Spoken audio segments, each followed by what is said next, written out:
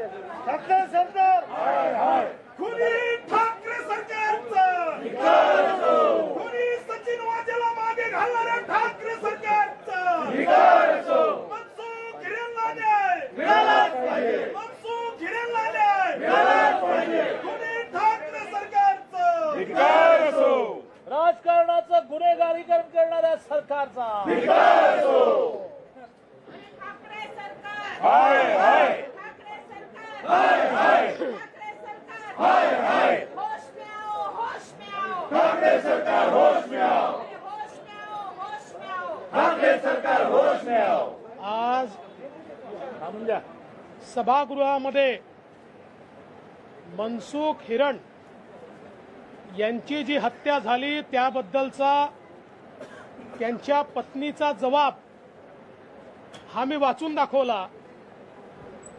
याच्यामध्ये अत्यंत धक्कादायक गोष्टी बाहेर आल्या आहेत।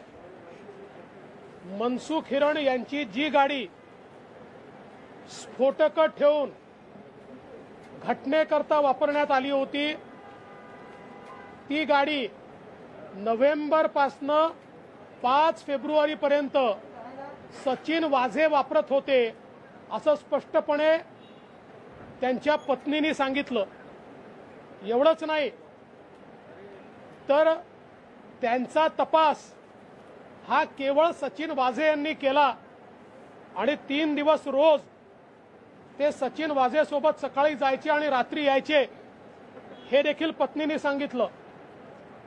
माध्यमांनी मनसुख हिरण यांचं जे मुख्यमंत्री आणि गृहमंत्र्यांना मला पोलीस त्रास देत आहेत असं पत्र त्या ठिकाणी सगळ्यांच्या नजरेस आणून दिलं। त्यांच्या पत्नीने सांगितलं ते पत्र देखील स्वतः सचिन वाझे यांनी त्यांना वकिलाकडे नेऊन ते पत्र पाठवायला लावलं। आणि एवढंच नाही तर त्यांनी अतिशय स्पष्टपणे सचिन वाझे यांनी माझ्या पतीला तुम्ही 2-3 दिवस अटक होऊन जा मग मी तुम्हाला बाहेर काढतो असं देखील सांगितल्याचं सांगितलंय। आणि माझ्या पतीचा खून हा सचिन वाझे यांनी केला अशा प्रकारचं देखील त्या बयानात आलेलं आहे। यामध्ये जे शेवटचं टावर लोकेशन मनसुख हिरण यांचं दिसतंय ते ज्यांच्या प्रॉपर्टीवर दिसतंय ते गावडे हे 2017च्या एका खंडणीच्या प्रकरणामध्ये गावडे आणि हे जे काही सचिन वाझे आहेत यांना एकत्रित आरोपी बनवण्यात आलं होतं आणि या दोघांनीही त्याच्यामध्ये अँटिसिपेटरी बेल घेतलेली आहे। म्हणजे गावडे आणि वाझे हे एकत्रित होते याचा हा भक्कम पुरावा आहे। मनसुख हिरण गावडेंच्या प्रॉपर्टीवर जातात जी कुठल्या वसईच्या भागामध्ये आहे आणि त्यानंतर रेती बंदरला त्यांचा मृतदेह मिळतो। सरळ सरळ अर्थ असा आहे की या ठिकाणी त्यांची हत्या झाली आहे। एवढे सगळे भक्कम पुरावे असताना आमची मागणी एवढीच होती की सचिन वाझे हे क्राईम इंटेलिजन्स युनिट मुंबईचे प्रमुख आहेत। ते त्या पदावर असताना त्यांना पुरावे नष्ट करण्याची पूर्ण संधी आहे। सर्व प्रकारचे पुरावे नष्ट करायचे रिसोर्सेस त्यांच्याकडे आहेत आणि एटीएस जवळ एवढ्या सगळ्या बाबी असताना देखील त्यांना त्या पदावर ठेवून त्यांची चौकशी होऊ शकत नाही। आणि सगळ्यात महत्त्वाचं जी गाडी क्राईम मध्ये यूज झाली आहे ती 4 महिने त्यांच्याकडे होती हे त्यांनी लपवलंय। ते मनसुख हिरणला चांगले ओळखत होते हे त्यांनी लपवलंय। हा सगळा जो घटनाक्रम त्यांनी लपवला आहे त्यामुळे 302 ची चौकशी होत राहील पण IPC 201 च्या अंतर्गत त्यांना तात्काळ अटक झाली पाहिजे अशा प्रकारची आमची मागणी होती। परंतु आमच्या लक्षात आलं की या ठिकाणी सचिन वाझे यांना जर बाजूला केलं तर अनेक लोक अडचणीत येऊ शकतात, अनेकांची नावं बाहेर येऊ शकतात. आणि म्हणून आम्ही ज्यावेळेस अध्यक्षांकडे बसलो त्यावेळी गृहमंत्र्यांनी कबूल केलं की आम्ही त्यांना हटवतो. नंतर मुख्यमंत्र्यांकडे बैठक झाली आणि त्यानंतर मात्र जे ठरलंय त्याच्यावरनं ते बदलले आणि सचिन वाझेला आम्ही साधं त्याच्या पदावरनं देखील सस्पेंड करणं सोडा, पण पदावरनं देखील दूर करणार नाही अशा प्रकारची भूमिका या सरकारने घेतली आहे. आमचा स्पष्ट आरोप आहे की या ठिकाणी सरकार त्यांना पाठीशी घालत आहे आणि याचं कारण काय आहे हे देखील शोधण्याची गरज आहे. या संपूर्ण प्रकरणामध्ये हे सरकार स्पॉन्सर्ड प्रकरण होतं का, याच्या पाठीमागे कोण कोण होते, कोणी कोणी कॉन्स्पिरसी केली आणि त्यामुळे सचिन वाझेला बाजूला केलं किंवा त्याला पकडलं, तो कोणाकोणाची नावं सांगेल या भीतीने हे सरकार त्याला पाठीशी घालताय. आणि यात अनेक नावं येत आहेत. अँटी एक्स्टॉर्शन स्क्वॅडच्याही एका अधिकाऱ्याचं नाव त्याच्यामध्ये येत आहे. त्यामुळे या संपूर्ण प्रकरणात हे सरकार पूर्णपणे उघडं पडलंय.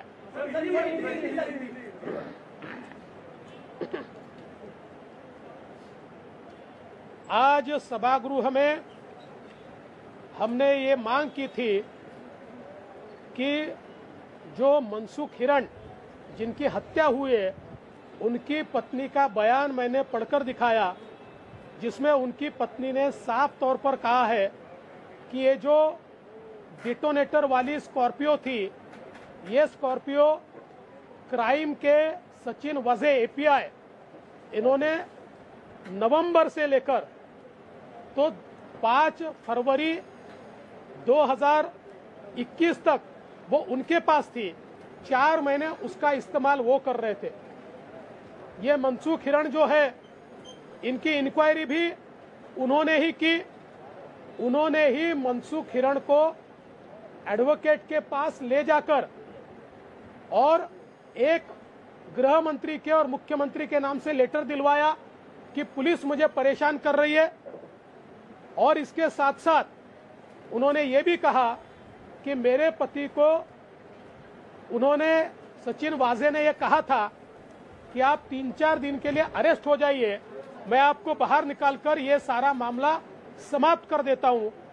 और इसके साथ साथ उन्होंने स्पष्ट रूप से मेरे पति की हत्या सचिन वाजे ने की, हमारा परिवार सचिन वाजे को पहले से जानता है, ये सारी जानकारी दी है.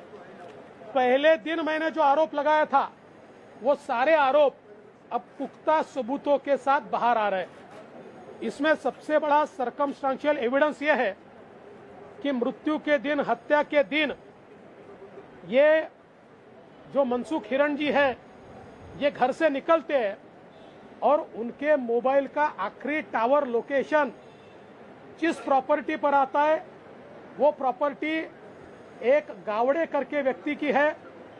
ये गावड़े और सचिन वाजे 2017 में एक एक्सटॉर्शन के केस में साथ में थे और दोनों ने साथ में उस केस में एंटीसिपेटरी बेल ली थी. इसका मतलब यह है कि उसके बाद उनकी बॉडी दूसरे दिन मिलती है. तो ये सारे कोइंसिडेंसेस नहीं है, सोची समझी साजिश के तहत ये मनसुख हिरण इनकी हत्या की गई है. और इसमें सीधे सीधे जो सचिन वाजे उनका हाथ नजर आता है और इसलिए हमने ये मांग की थी कि उनको अरेस्ट किया जाए. 201 आईपीसी के तहत पहले उनको अरेस्ट करना पड़ेगा, फिर 302 के तहत होगा. लेकिन ये ध्यान में आया कि सरकार उनको बचाने में लगी है. उनको बचाने के लिए ठाकरे सरकार ने एड़ी चोटी का जोर लगा दिया. मेरे समझ में नहीं आता ऐसी कौन सी जानकारी सचिन वाजे के पास है कि अगर वो बाजू हो जाते हैं और उनको अरेस्ट होती है तो उस जानकारी के कारण कौन कौन तकलीफ में आ सकता है, कौन कौन इस कॉन्स्पिरेसी के पीछे है. ये सारी बातें आप सामने आ रही है और इसलिए हमारा यह आग्रह है कि सचिन वाजे इनको उनके पद से तुरंत हटाया जाना चाहिए. क्राइम इंटेलिजेंस यूनिट के वो प्रमुख है, और जब वो मुंबई क्राइम इंटेलिजेंस यूनिट के प्रमुख है, ऐसे समय वो सारे सबूतों को मिटाने के लिए सक्षम है। लेकिन सरकार मानो उनके घर के व्यक्ति हो सचिन वाजे, इसके लिए उनको बचाने का प्रयास कर रही है, और इसलिए हमने ये मांग की है और आज सभागृह हमने चलने नहीं दिया है। सर, आज 8 वेळा सभागृह तहकूब झाले. सभागृहाच्या कामकाजापेक्षा हा अधिकारी मोठा झालाय का? हेच मला समजत नाही की सभागृहापेक्षा हा अधिकारी एवढा मोठा का, आणि साधे एपीआय आहेत ते, आणि त्यांना वाचवण्याकरता केवढा फोर्स लावला. कधी डेलकरचा मुद्दा समोर आणायचा, कधी अजून कुठला त्या काय नाव त्याचं अन्वय नाईकचा मुद्दा समोर आणायचा. आणि यांना एक गोष्ट लक्षात येत नाही, हे विरोधी पक्षनेत्याला धमकवण्याचा प्रयत्न करतात. अरे हा घाबरणारा विरोधी पक्षनेता आहे का? त्यामुळे या सरकारला मी चेतावणी देतो, तुम्ही आम्हाला घाबरवू शकत नाही. आम्ही सत्य बाहेर आणल्याशिवाय चूप बसणार नाही.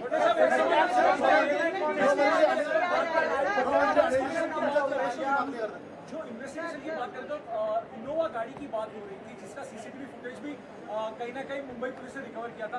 वो इनोवा गाड़ी ऑल ऑफ अ सडन थाने में लाश पाई जाती है, उसके बाद वो मिलती ही नहीं है, तो उसका क्या है? देखिए, मेरी जानकारी के अनुसार ये इनोवा गाड़ी मुंबई में ही है, और इसकी जानकारी जल्दी ही मैं प्राप्त करने वाला हूं, और अगर वो प्राप्त हो गई तो आपके सामने भी वो जानकारी लाऊंगा.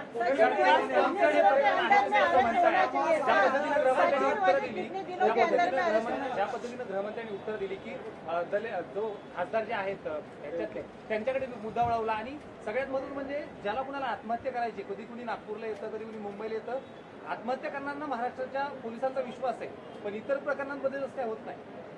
खरं म्हणजे आज गृहमंत्र्यांची परिस्थिती फारच वाईट झाली.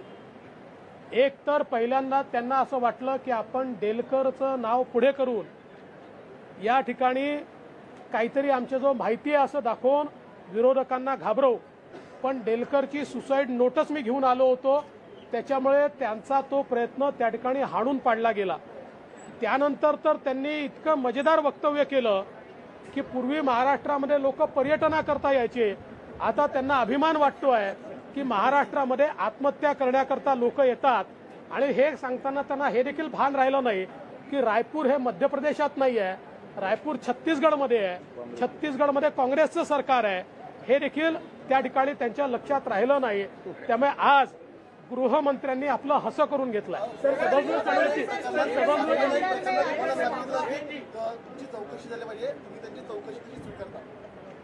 मी त्यांना खुलं आव्हान दिलंय.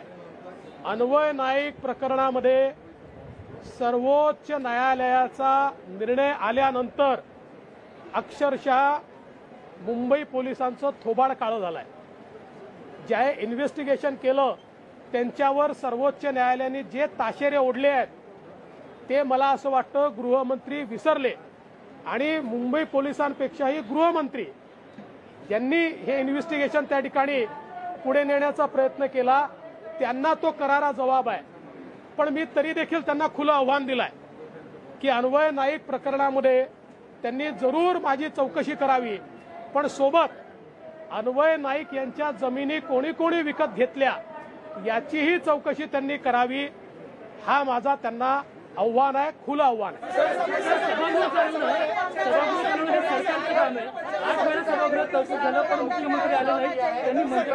आज खरं म्हणजे ही अत्यंत आश्चर्याची गोष्ट आहे.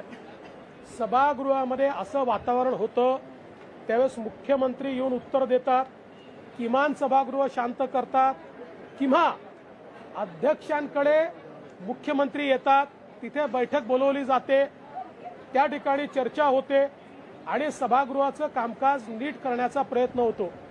मुख्यमंत्री महोदय हे या ठिकाणी उपस्थित असताना देखील आज सभागृहातही आले नाहीत, अध्यक्षांकडे देखील आलेले नाहीत. किंबहुना जे अध्यक्षांकडे ठरलं ते मुख्यमंत्र्यांकडे जाऊन का बदललं, कोणाला पाठीशी घालण्याचा प्रयत्न ते करतायत हा आमचा सवाल आहे.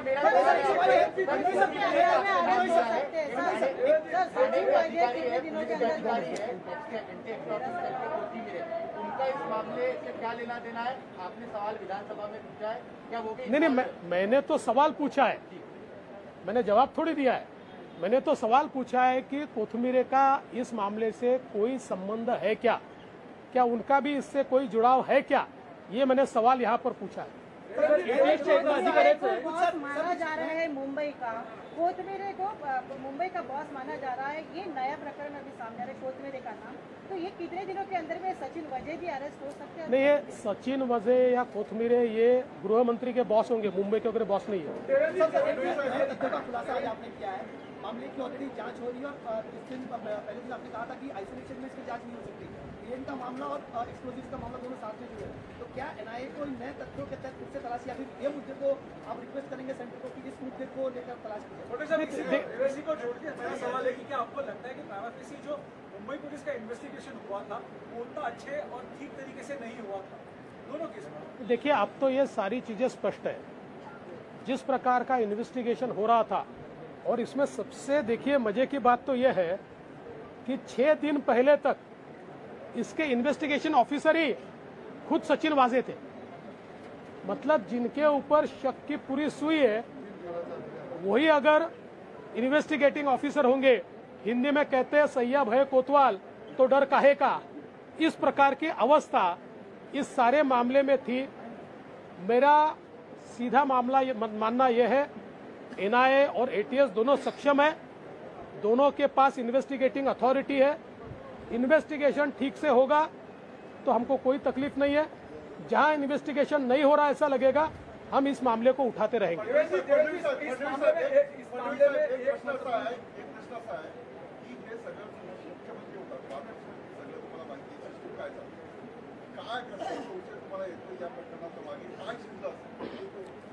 काय शिजलं असेल हे तर कारवाई झाल्यानंतरच कळेल, पण ते काय शिजलं असेल हे बाहेर येऊ नये म्हणूनच कारवाई होत नाहीये. दुसरं कारण काय आहे? तेवढ्या एका कारणाने खरं काय शिजलं हे बाहेर येऊ नये याकरताच केवळ या ठिकाणी कारवाई होत नाही.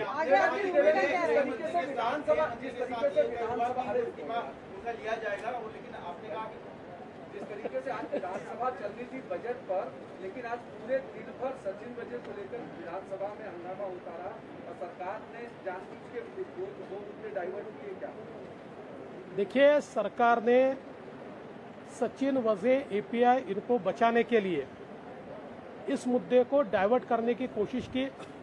पहले डेलकर का मुद्दा उन्होंने लाया और मानो उनके पास कोई बहुत महत्वपूर्ण जानकारी है बताने की कोशिश की, लेकिन मैंने उनकी सुसाइड नोट ही दिखाई तो उसके बाद सरकार को चुप बैठना पड़ा. उसके बाद उन्होंने तो बहुत मजेदार बात कही.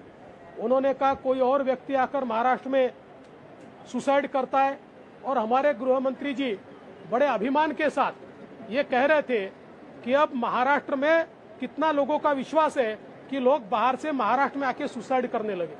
इससे पहले तो महाराष्ट्र को पर्यटन के लिए जाना जाता था. एक नई पहचान हमारे गृह मंत्री जी ने महाराष्ट्र को दी कि जिसको आत्महत्या करनी है वो महाराष्ट्र में आए और यहाँ पर आत्महत्या करे. और इसलिए मुझे लगता है कि ये वाजे को बचाने के चक्कर में सच में जिस प्रकार के गृह मंत्री जी ने जवाब दिए, मुझे ऐसा लगता है कि आज उनकी हंसी हुई है. आक्रामक भूमिका रह सकती है के बाद जो बैठक हुई, आपने कहा कि गृह मंत्री ने मान लिया था आपकी मांग को, लेकिन अचानक क्या होगा कि सदन में? देखिए, स्पीकर साहब के यहाँ जो मीटिंग हुई जिसमें अजीत दादा भी थे, गृह मंत्री जी भी थे, संसदीय कार्य मंत्री भी थे, वहां पर उन्होंने इस बात को माना था कि उसको हटाकर ही हम इस प्रकार की इंक्वायरी करेंगे. बाद में वो मुख्यमंत्री जी के पास गए और बदल गए. अब इसका क्या कारण है, कौन सा दबाव है, ये मैं नहीं जानता.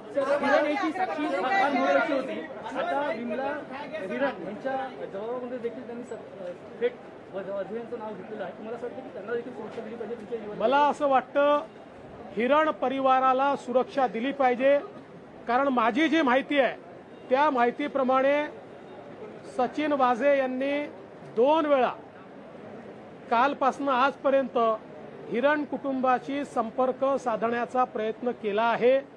त्यांना त्यामुळे भीती वाटते. त्यामुळे हिरण कुटुंबाला त्या ठिकाणी संरक्षण दिलं गेलं पाहिजे.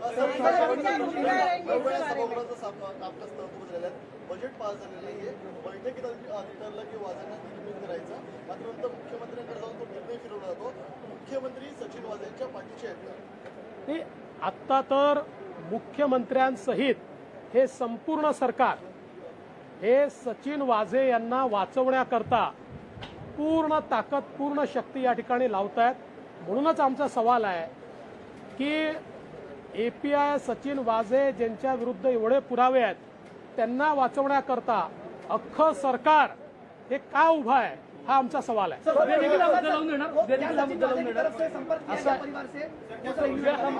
देखिए, मेरी जो जानकारी है उस जानकारी के अनुसार कल से लेकर आज तक 2 बार सचिन वाझे इन्होंने परिवार से संपर्क करने के लिए कॉल किया. परिवार ने उनको रिस्पॉन्स नहीं दिया, ऐसी जानकारी मेरे पास आई है. हा मुद्दा आमचा निश्चितपणे आक्रमकतेने राहील. उद्या सभागृहात आल्यानंतर आम्ही या संदर्भातला निर्णय करू.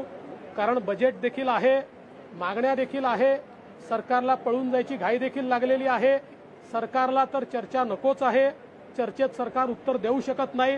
त्यामुळे उद्या आम्ही बसून सगळ्या परिस्थितीचा विचार करून त्यानंतर आमची भूमिका ठरवू. एक सवाल आपसे है कि अगर सरकार अगले 2 दिन में जैसे आपकी मांग है उन्हें सस्पेंड नहीं करते सचिन वाझे को, तो क्या आपके पास कोर्ट में जाने का पर्याय खुला है? आप वकील भी आप बता सकते हैं. देखिए, हम कोर्ट में जाने वाले लोग नहीं, हम रास्ते पर लड़ने वाले लोग हैं. और मुझे ऐसा लगता है कि अगर ये सरकार कार्रवाई नहीं करेगी तो हमारे देश के कोर्ट उसका कॉग्निजेंस लेंगे. जिनको कोर्ट जाना है वो कोर्ट भी जाएंगे.